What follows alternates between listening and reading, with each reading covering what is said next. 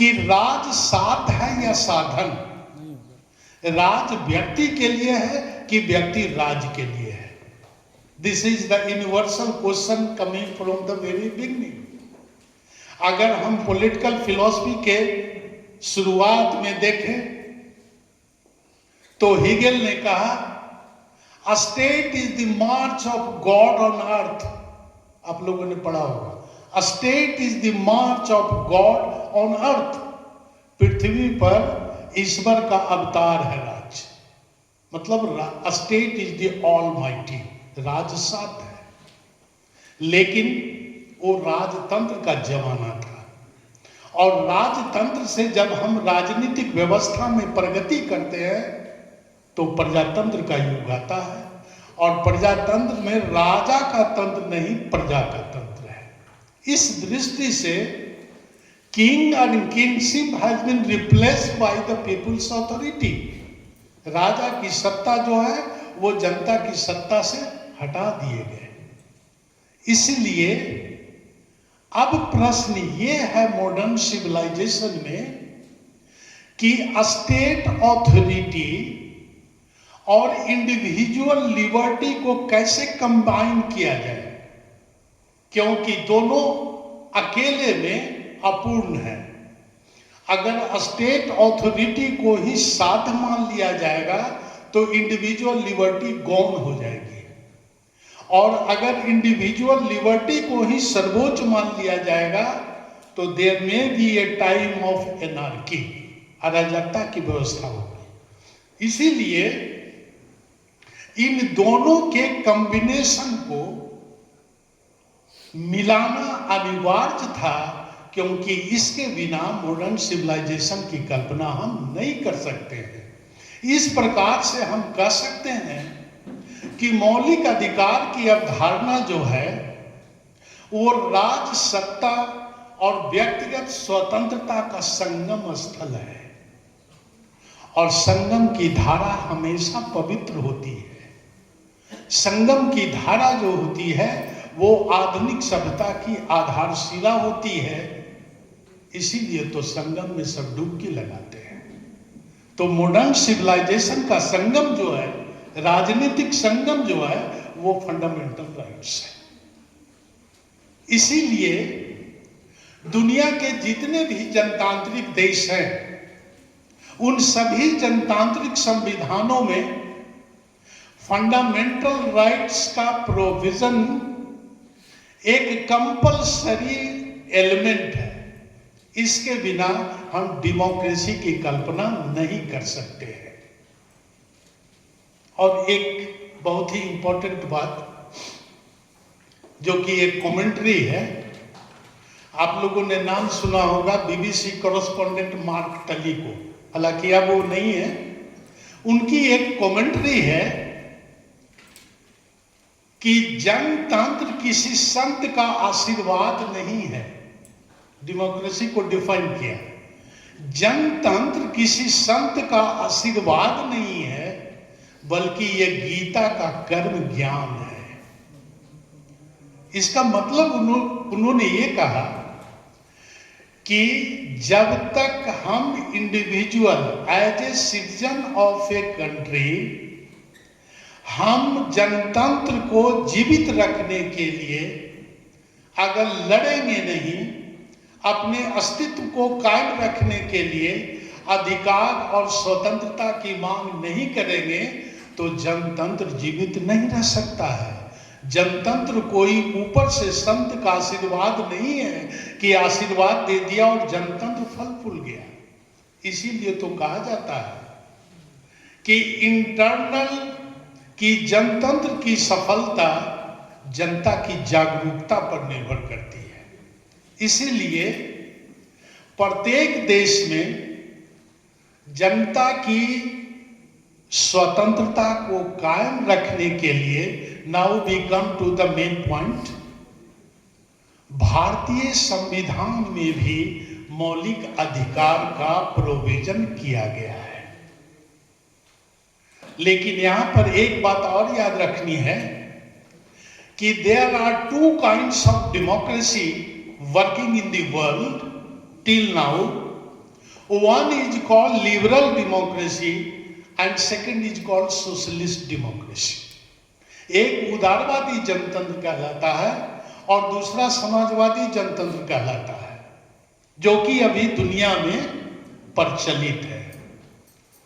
तो इन दोनों जनतांत्रिक संविधानों में मौलिक अधिकार का प्रोविजन कंपलसरी है, क्योंकि मौलिक अधिकार के बिना हम जनतंत्र की कल्पना नहीं कर सकते हैं। इसीलिए तो कहा जाता है कि fundamental right is the life line of success of the democracy. तो एक और अब प्रश्न ये उठता है कि we are passing through the democratic wave. Wave means तरंग। हम लोग जनतांत्रिक तरंग से प्रभावित हो रहे हैं, विकसित हो रहे हैं। एक तरंग लिबरल डेमोक्रेसी का है, दूसरा तरंग सोशलिस्ट डेमोक्रेसी का है। ये दोनों variety of democracy flourish in the world, लेकिन मेजॉरिटी ऑफ द कंट्री वो लिबरल डेमोक्रेसी को ही डेमोक्रेसी का आइडियल सिस्टम मानते हैं, जो कि वेस्टर्न स्टाइल ऑफ डेमोक्रेसी है। लेकिन कुछ देश ऐसे हैं जो कि liberal democracy, European model of democracy के विरुद्ध सोशलिस्ट डेमोक्रेसी को अडॉप्ट किए हुए हैं। और इन्हीं दोनों के अंतर के कारण there is a basic difference between fundamental rights of socialist democracy and liberal democracy. अब आपके समक्ष एक प्रश्न रखते हैं, मैं उम्मीद करता हूं कि आप बताएंगे। प्रेजेंटली इंडिया का पॉपुलेशन चाइना को क्रॉस कर गया है, लेकिन कुछ साल पहले तक दुनिया में सबसे अधिक जनसंख्या वाला देश चाइना था। उसके बाद सेकंड नंबर भारत का आता था। अभी क्वेश्चन मैंने किया नहीं है। राइट टू वोट अगर जनतंत्र का आधार है, मतदान देने का अधिकार, कि हम अपने इच्छा अनुसार अपने प्रतिनिधियों का निर्वाचन करते हैं, ये इसलिए क्वेश्चन पूछ रहे हैं कि इसके बाद आप समझ जाइएगा कि दोनों के बीच में क्या अंतर है, उदारवादी जनतंत्र और समाजवादी जनतंत्र on the ground of fundamental rights. तो राइट टू वोट चाइना में भी था और चाइना में भी है, भारत में भी राइट टू वोट है। तो फिर क्यों हम लोग कहते हैं कि India is the largest democratic country in the world? Right to vote China में भी है, राइट टू वोट भारत में भी है, why India is called the largest democracy in the world?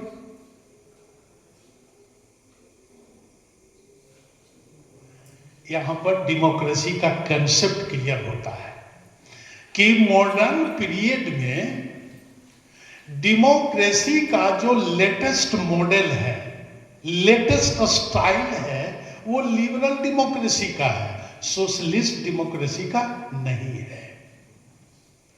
तो दोनों में अंतर क्या है कि उदारवादी जनतंत्र, जिसे लिबरल डेमोक्रेसी अंग्रेजी में कहते हैं, there is emphasis of political liberty. उदारवादी जनतंत्र में राजनीतिक विचारधारा और राजनीतिक स्वतंत्रता को महत्व दिया जाता है, फ्रीडम ऑफ एक्सप्रेशन। लेकिन सोशलिस्ट डेमोक्रेसी में there is compulsion of economic justice and economic equality rather than political liberty. ये दोनों में अंतर है कि समाजवादी जनतंत्र में आर्थिक समानता और आर्थिक न्याय को तवज्जो दी जाती है, बल्कि राजनीतिक स्वतंत्रता को तवज्जो नहीं दी जाती है। इसीलिए चाइना में जो कॉन्स्टिट्यूशन है वो भी अपने आप को डेमोक्रेसी कहते हैं, और चाइना के डेमोक्रेसी का नाम है पीपुल्स डेमोक्रेसी, जनतंत्र। तो वहां के संविधान में जो फंडामेंटल राइट्स है, तो उसका फर्स्ट आर्टिकल जो है फंडामेंटल राइट्स का, वो राइट टू एम्प्लॉयमेंट है, राइट टू वर्क है, काम पाने का अधिकार। सोशलिस्ट कॉन्स्टिट्यूशन के फंडामेंटल राइट्स में पहला मौलिक अधिकार होता है, जैसे कि चाइना में है। लेकिन लिबरल डेमोक्रेसी में, उदारवादी जनतंत्र, जो कि मूल रूप से पश्चिमी अवधारणा है और दुनिया के अधिकांश देशों ने इसे एक्सेप्ट किया है, वो right to work fundamental rights के अंतर्गत शामिल नहीं करते हैं, बल्कि राइट टू स्पीक, अभिव्यक्ति की स्वतंत्रता, वो पहला अधिकार देते हैं। तो इस प्रकार से कुछ देशों में ही, दुनिया के कुछ देशों में ही सोशलिस्ट डेमोक्रेसी के फंडामेंटल राइट्स में राइट टू वर्क पहला अधिकार है। लेकिन majority of the country of the world जो है वो लिबरल डेमोक्रेसी को अडॉप्ट किए हैं, इसीलिए उनके संविधान के मौलिक अधिकार में right to work fundamental rights नहीं है।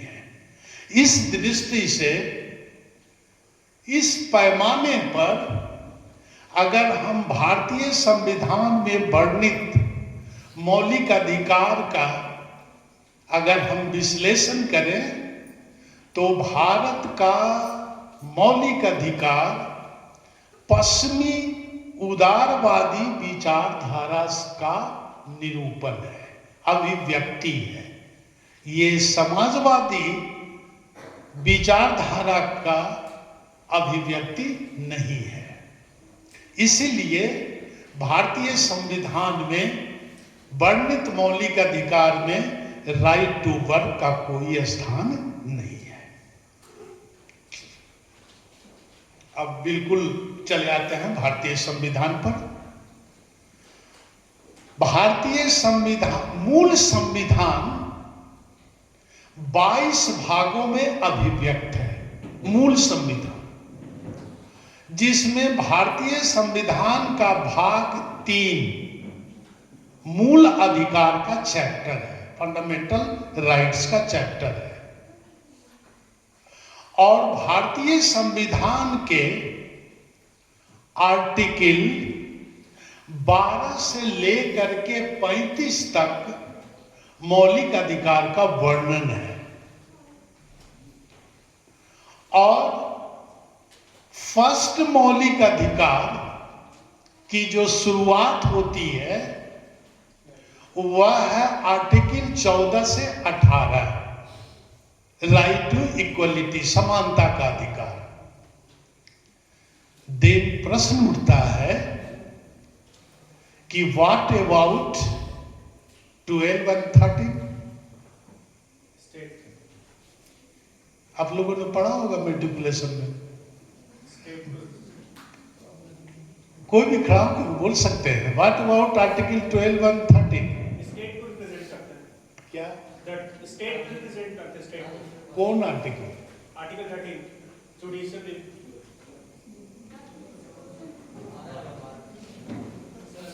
आर्टिकल 12 में बोला है कि जितना भी मौलिक अधिकार दिया गया है उसको लागू करने का परिभाषा दिया गया उसमें। और आर्टिकल 13 में अगर किसी भी बढ़ जाए, इसीलिए मैंने पूछा ये आर्टिकल 12 और 13 की बात, कि आर्टिकल 12 और 13 थोड़ा टेक्निकल नेचर का एक्सप्लेनेशन है, इसलिए इसको जानना जरूरी है। और ये आर्टिकल 12 और 13 के बाद ही हम आगे के आर्टिकल की बात कर सकते हैं, क्योंकि ये बेस है। जैसा कि आपने कहा या आपने भी कहा कि आर्टिकल 12 स्टेट को रिप्रेजेंट करता है, स्टेट को एक्सप्लेन करता है।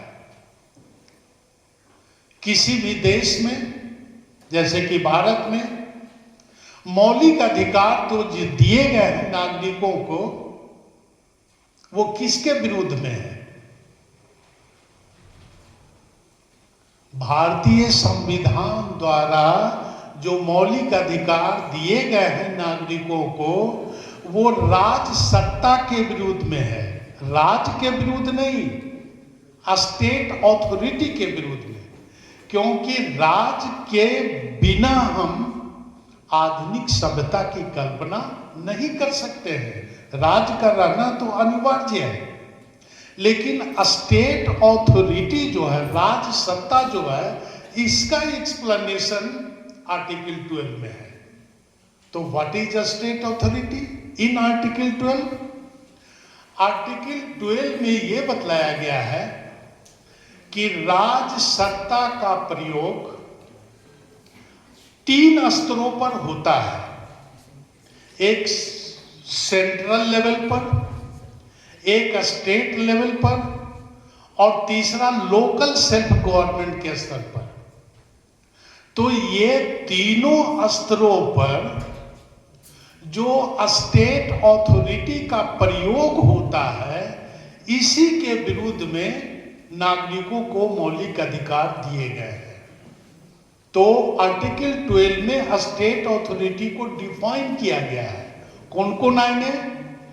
तो सेंट्रल लेवल पर, बिल्कुल क्लास का लेक्चर हो गया है, बिल्कुल सेंट्रल लेवल पर parliament, executive, these both agency and organs of the government represents a state authority. Then what about judiciary? चाहे सेंट्रल लेवल पर हो या स्टेट लेवल पर हो, गवर्नमेंट सरकार के 3 अंग होते हैं, एग्जीक्यूटिव, लेजिस्लेटिव और जुडिशरी। और स्टेट अथॉरिटी के विरुद्ध में ये फंडामेंटल राइट्स है। तो आर्टिकल 12 में ये क्लियर होना बहुत जरूरी है कि जुडिशरी के विरुद्ध में नहीं, एग्जीक्यूटिव और लेजिस्लेटिव अथॉरिटी जो है उसके विरुद्ध में फंडामेंटल राइट्स है। क्योंकि फंडामेंटल राइट्स का गार्जियन तो खुद जुडिशरी है, इसीलिए judiciary is not a part of the against of the fundamental rights, only executive and legislature. ये सेंट्रल लेवल पर भी है और स्टेट लेवल पर भी है, उसी प्रकार के स्टेट लेवल पर भी है और लोकल सेल्फ गवर्नमेंट लेवल पर भी है। तो article 12 is explanation of a state authority rather than a state. Article 13 के 2 पार्ट हैं।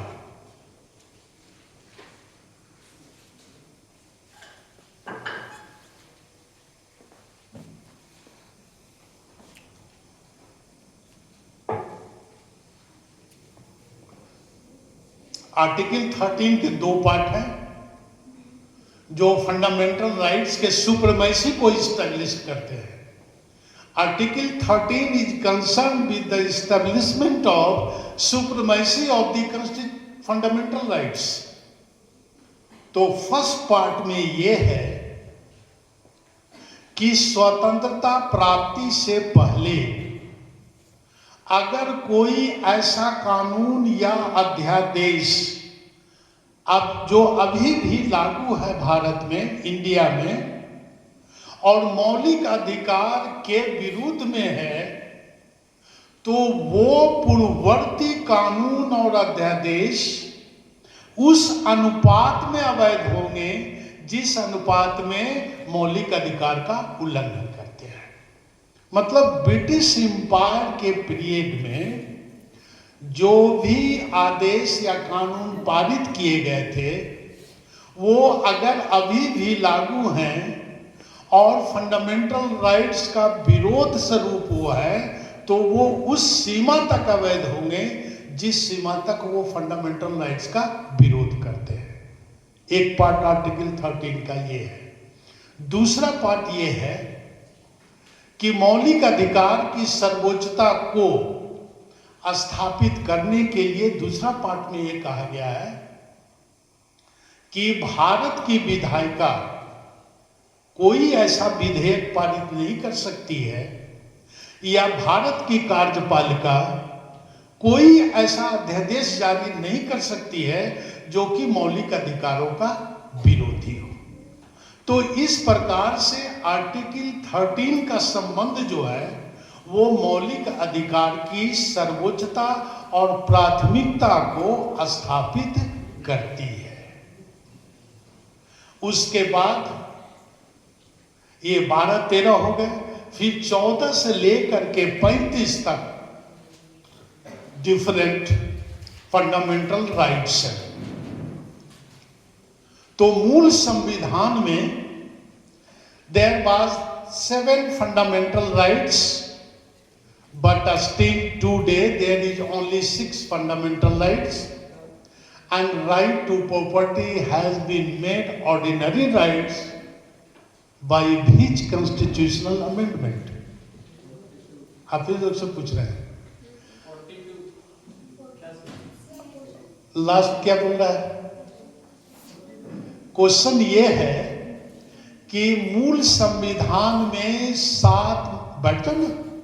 7 मौलिक अधिकार थे, लेकिन वर्तमान में अगर पूछा जाए तो 6 मौलिक अधिकार है। संपत्ति का अधिकार जो मौलिक अधिकार था वो वर्तमान में मौलिक अधिकार नहीं, सामान्य अधिकार है।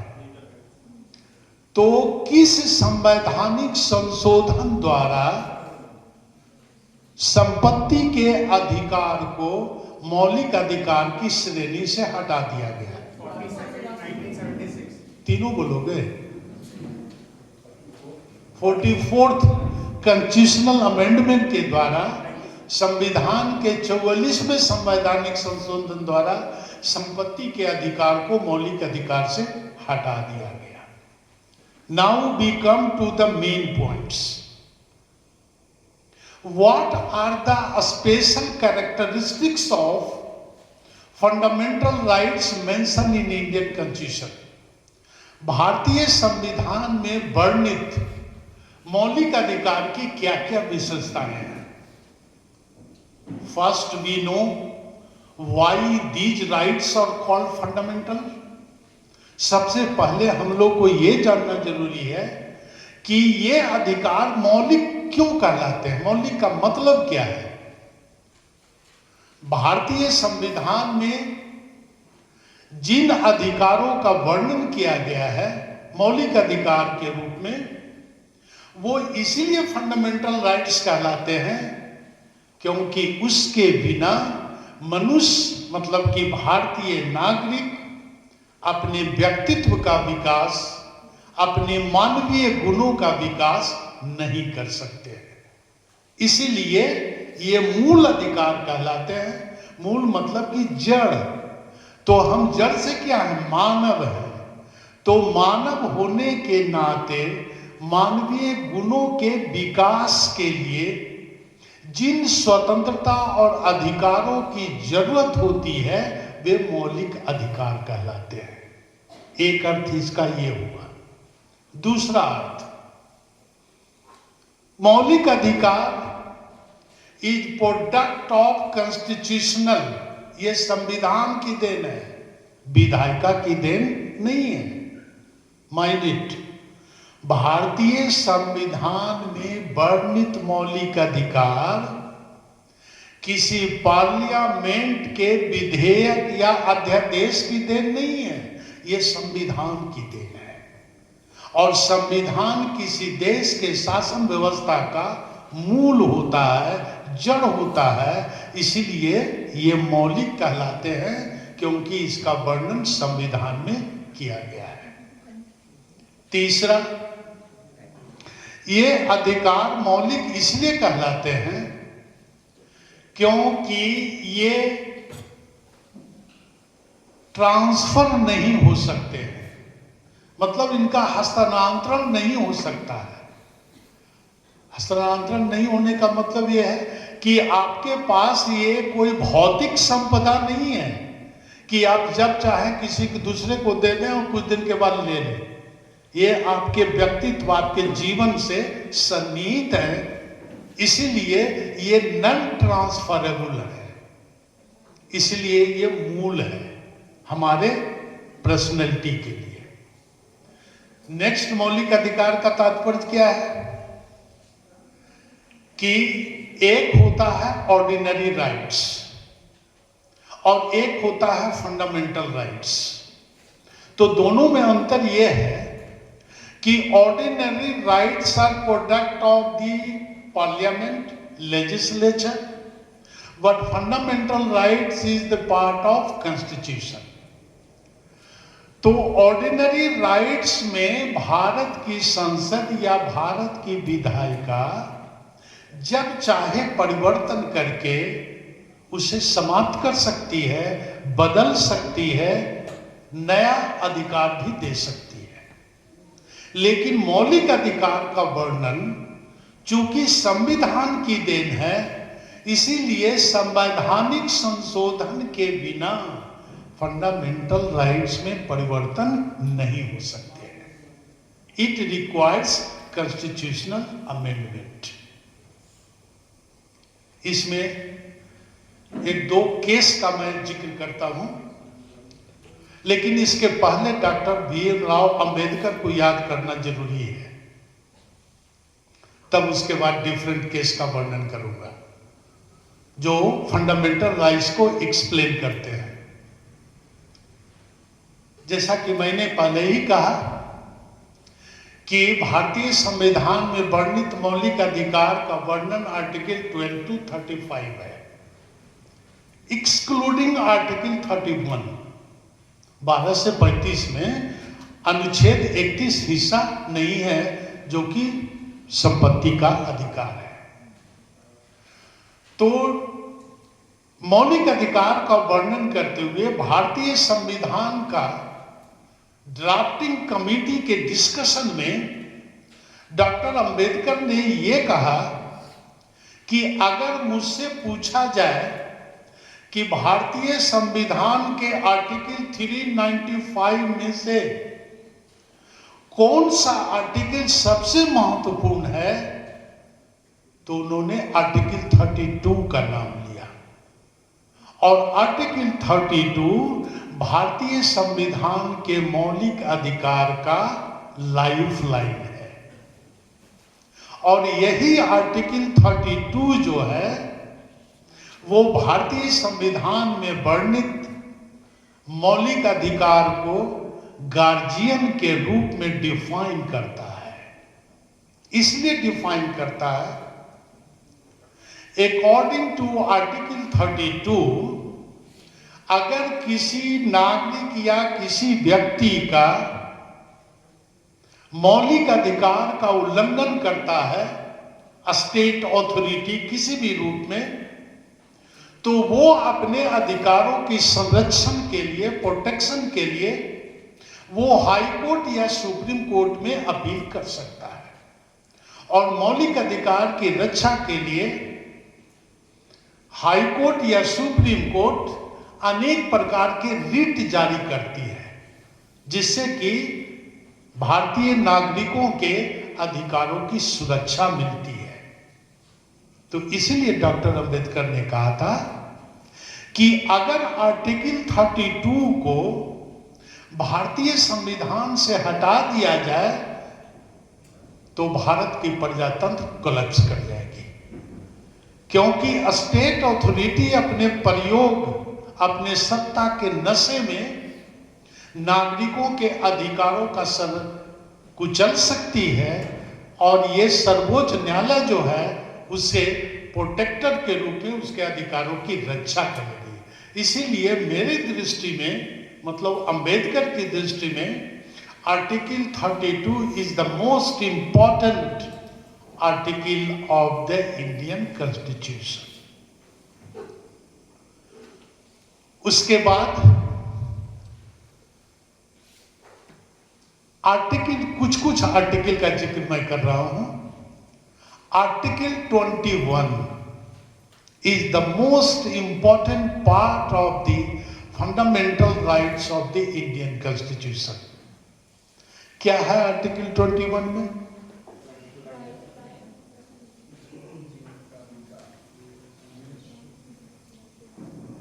इतना ही। आर्टिकल 21 में है कोई बोलना चाहते हो तो पूरा लाइन बोल दो। निजता का अधिकार, है निजता का अधिकार, निजता, राइट टू प्राइवेसी।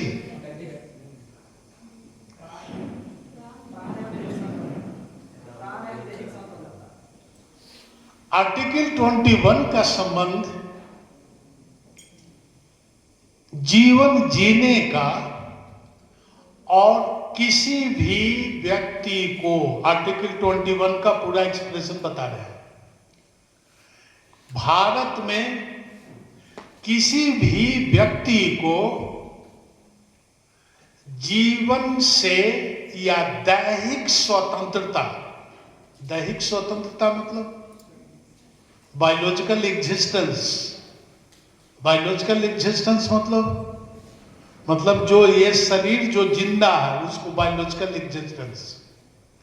किसी भी व्यक्ति को संविधि द्वारा स्थापित प्रक्रिया को छोड़ करके किसी भी व्यक्ति के जीवन और दैहिक स्वतंत्रता से वंचित नहीं किया जा सकता है। This is article 21। आर्टिकल 21 की व्याख्या इसलिए मैंने की क्योंकि ये फंडामेंटल राइट्स का आधार है। आमतौर पर आप लोगों ने सुना होगा वो पुलिस का 3rd डिग्री इस्तेमाल, 1st degree, 2nd degree and 3rd degree. 1st degree means to arrest, कैद करना, हिरासत में लेना, 1st degree. 2nd degree to detain, उससे बातचीत करना, पूछताछ करना, यह 2nd डिग्री कहलाता है। एंड 3rd डिग्री जो कि बहुत ही नोटोरियस शब्द बन गया है इंडियन एडमिनिस्ट्रेशन में, पुलिस एडमिनिस्ट्रेशन में। 3rd डिग्री का मतलब होता है to implement force to record a statement of the crime. जब पुलिस किसी को अरेस्ट करती है तो वो 1st डिग्री कहलाता है, प्रथम चरण भी कह सकते हैं। उससे जो बातचीत करती है, पूछताछ जो करती है, वो 2nd डिग्री कहलाता है। 3rd डिग्री का मतलब है कि पूछताछ के क्रम में जब पुलिस अनऑथराइज्ड अपनी शक्ति का प्रयोग करता है तो वो 3rd डिग्री कहलाता है। तो आमतौर पर जैसा कि मैंने पहले कहा कि there is a dichotomy between the police and the fundamental rights. Police का काम किसी भी जनतांत्रिक देश में मौलिक अधिकार की सुरक्षा करना है, प्रोटेक्शन प्रदान करना है। लेकिन आज अगर भारत में देखें या दुनिया के अधिकांश देशों में देखें तो सबसे ज्यादा मौलिक अधिकार का उल्लंघन का मुकदमा पुलिस के विरुद्ध ही है। तो संविधान ने पुलिस को प्रोटेक्टर ऑफ ह्यूमन राइट्स बतलाया है, लेकिन सबसे ज्यादा उसी के विरुद्ध में है। तो देयर इज ए डाइकोटोमी, अंतर्द्वंद है between the police and the human rights. तो आर्टिकल 21 में कह रहा है कि विधि द्वारा स्थापित प्रक्रिया को छोड़ करके किसी भी व्यक्ति के दैहिक स्वतंत्रता और जीवन से वंचित नहीं किया जा सकता है। तो विधि द्वारा स्थापित प्रक्रिया, तो विधि द्वारा स्थापित प्रक्रिया तो पार्लियामेंट कानून बनाएगी, एग्जीक्यूटिव कानून बनाएगी।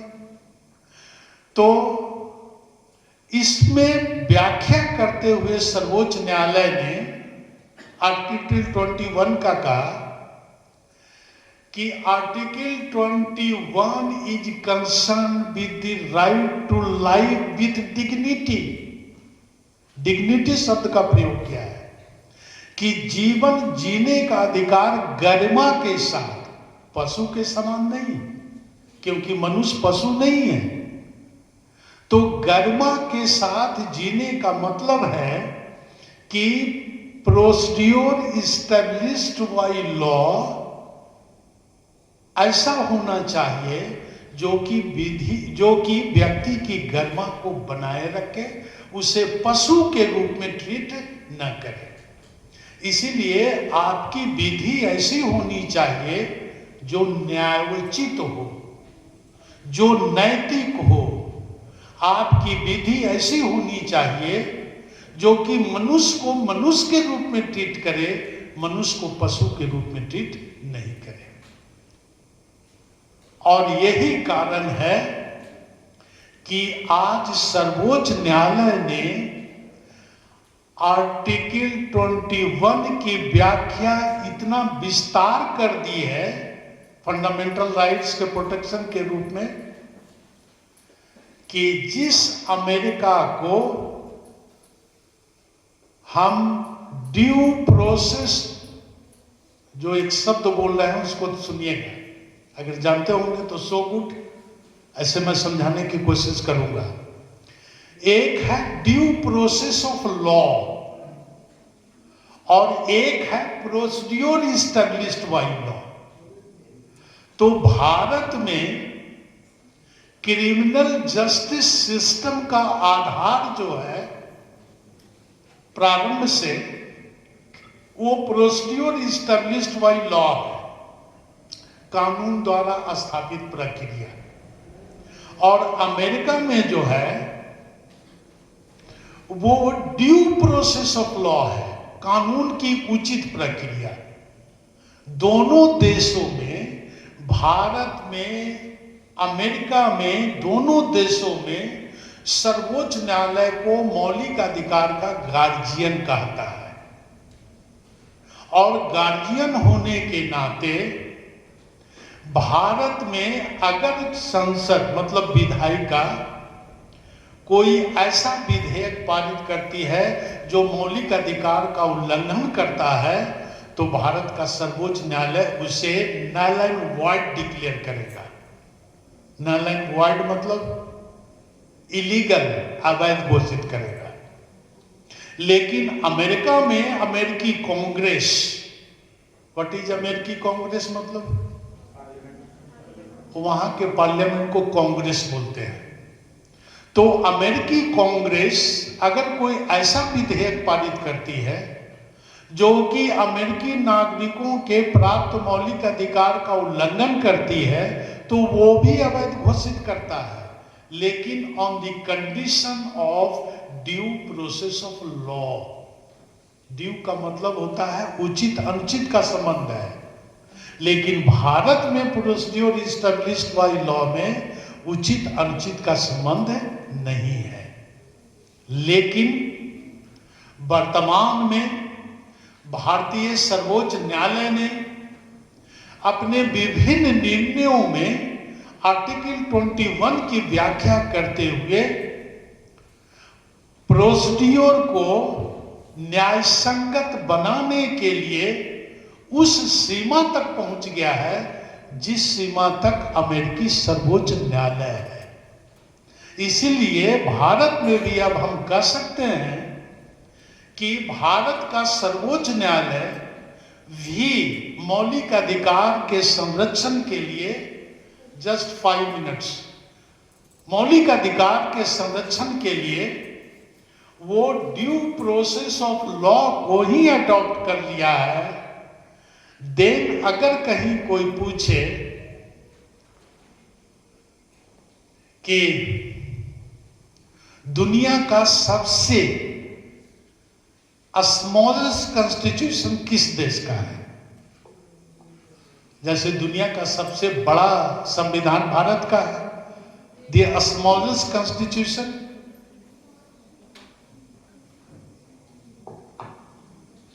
वो अमेरिका का। आवाज जा रही है?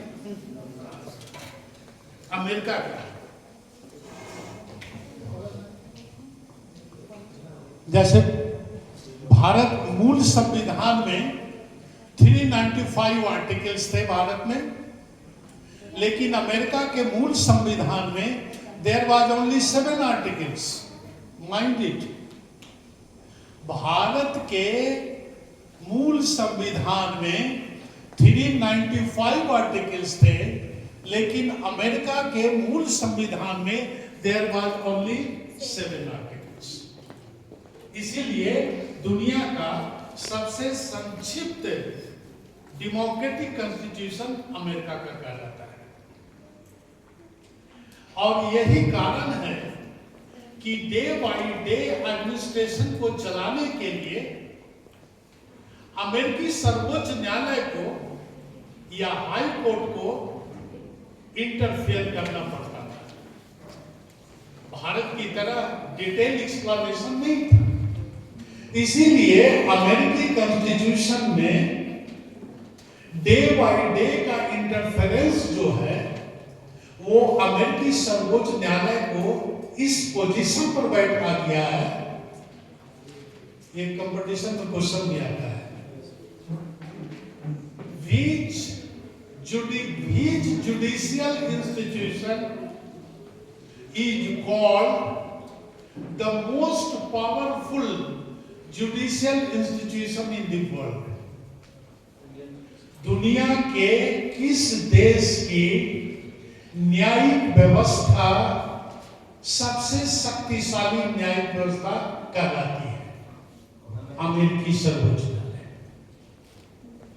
उसके 2 फैक्टर हैं। एक फैक्टर तो मैंने पहले कहा, ड्यू प्रोसेस ऑफ लॉ, कि अमेरिकी कांग्रेस कोई कानून बनाती है तो ड्यू का मतलब होता है उचित अनुचित, और उचित और अनुचित जो है वो पर्सनल इन्फ्लुएंस पर निर्भर करता है, वो कोई निश्चित मापदंड नहीं है। तो उचित अनुचित कानून का निर्णय करने का अधिकार अमेरिकी सर्वोच्च न्यायालय को है। इसके चलते उसकी शक्ति अधिक है। और दूसरा कि अमेरिकी सर्वोच्च न्यायालय जो है वो डे बाय डे एडमिनिस्ट्रेशन में इंटरफेयर इसलिए करती है क्योंकि अमेरिका का संविधान दुनिया का सबसे छोटा संविधान है। तो इन 2 फैक्टर्स के चलते, 2 एलिमेंट्स के चलते American supreme court is called the most powerful judicial institution in the world. और एक क्वेश्चन और आता है, व्हाट इज अमेरिकन कॉन्स्टिट्यूशन?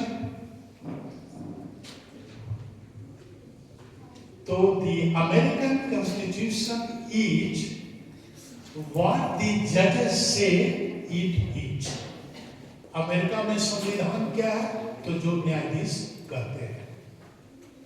तो इस प्रकार से अमेरिकी संविधान में वर्णित मौलिक अधिकार का जो संरक्षक अमेरिकी सर्वोच्च न्यायालय है, वो भारतीय संविधान में वर्णित मौलिक अधिकार के संरक्षक के रूप में भारतीय सर्वोच्च न्यायालय ने अपने विभिन्न न्यायिक निर्णयों में प्रोसीड्यूर एस्टैब्लिश्ड बाय लॉ को ड्यू प्रोसेस ऑफ लॉ के रूप में कन्वर्ट कर दिया है।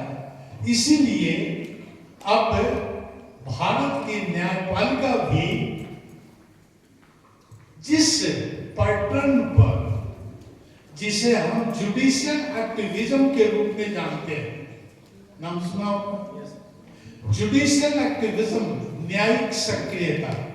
What do you mean by judicial activism? न्यायिक सक्रियता क्या है? शाब्दिक दृष्टिकोण से सक्रियता का मतलब होता है कि पहले सोया हुआ था तो अब सक्रिय हो गया, एक्टिव हो गया। ये शाब्दिक दृष्टिकोण है। लेकिन जुडिशियल पावर की दृष्टि से अगर इसको देखें, जुडिशियल डिसीजन को दृष्टिकोण से अगर देखें, तो जुडिशियल एक्टिविज्म का मतलब होता है कि भारत में न्यायपालिका का जो परंपरागत भूमिका थी, ट्रेडिशनल रोल था, उस ट्रेडिशनल रोल में इसने रिवोल्यूशनरी चेंज लाया है। रिवोल्यूशनरी चेंज ये आया है कि इसका काम सिर्फ कॉन्स्टिट्यूशन की व्याख्या करना नहीं, लॉ की व्याख्या करना नहीं, बल्कि एग्जीक्यूटिव और लेजिस्लेचर के, कार्यपालिका और विधानपालिका के हर उस गलत कदम के, रॉन्ग स्टेटमेंट, रॉन्ग एक्शंस को सुधारने के लिए जो ये विभिन्न रिट जारी करती है, ये रिट जो है वो जुडिशियल एक्टिविज्म का हिस्सा है। तो जुडिशरी अब सिर्फ जुडिशियल रोल में नहीं है, बल्कि एग्जीक्यूटिव और लेजिस्लेटिव रोल में आ गई है। इसीलिए भारत की सर्वोच्च न्यायालय फंडामेंटल राइट्स की रक्षा में वही भूमिका का निर्माण कर रही है जो कि अमेरिकी सर्वोच्च न्यायालय कर रही है। इसीलिए भारतीय संविधान में वर्णित मौलिक अधिकार न सिर्फ भारत के जनतंत्र का पथ प्रदर्शक है, बल्कि दुनिया के न सिर्फ विकासशील देश बल्कि विकसित देश का भी एक पथ प्रदर्शक है।